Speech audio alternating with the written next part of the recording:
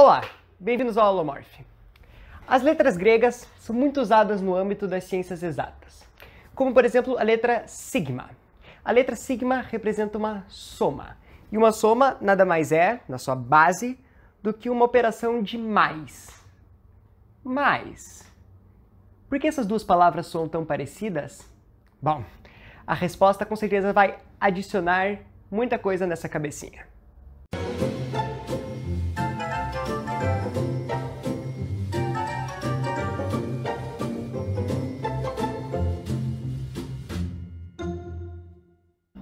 Plus.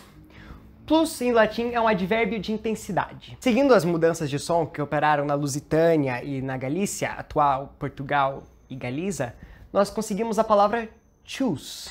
E bom, sabemos que choose não chegou até nós. No entanto, o advérbio de intensidade que chegou a nós veio do latim magis. E é aí que fica complicado. Magis se transformou no galego-português mais, e ele tinha dois significados. Um de advérbio de intensidade, sinônimo de choose, então poderia dizer choose fremosa, que é igual a mais fremosa, que significa mais formosa. Nas línguas, quando há duas formas que significam exatamente a mesma coisa, normalmente uma delas desaparece, ou as duas assumem significados levemente diferentes e distintos.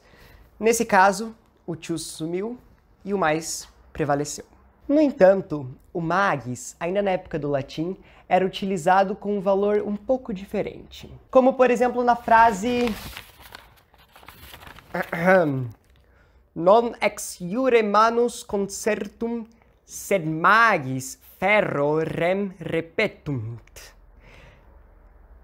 Tem a mão presa não por direito, porém mais pela força, e assim impõe alguma coisa.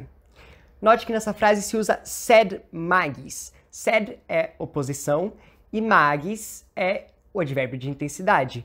Então ele está indicando uma preferência, como se fosse um mais isso do que aquilo. Com o tempo, esse tipo de construção permaneceu só o magis, tendo um valor adversativo. Assim surgiu o mais com valor de conjunção adversativa.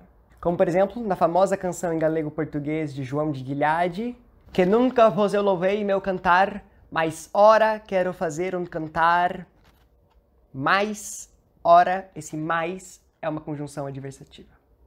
Portanto, mais tinha o valor de advérbio de intensidade e de conjunção adversativa. Era mais rara também a forma da palavra mais escrita como mas, como no espanhol.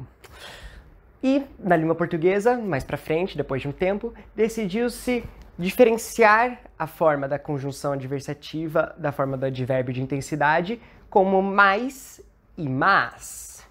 E ambas vindo do latim magis. Isso aconteceu em outras línguas românicas, como por exemplo no francês, em que magis virou mais, que virou mais.